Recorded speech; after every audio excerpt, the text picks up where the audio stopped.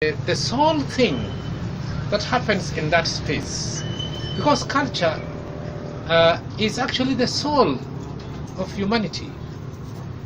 Other things can perish, but culture cannot. In our Vision 2030, it's a pity that we don't have a culture pillar as much, and that's why we've gone wrong many times as African countries. It's time now that African countries emphasized on the human aspect of development, and that one is provided by the living cultural heritage of our people.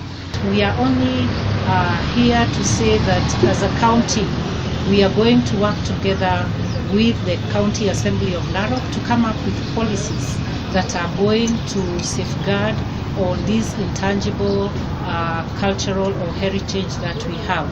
We are also appealing to UNESCO and many other partners that we can work with to ensure that we put up the structures that we require to have our cultural heritage maintained, sustained, and also safeguarded in the coming future.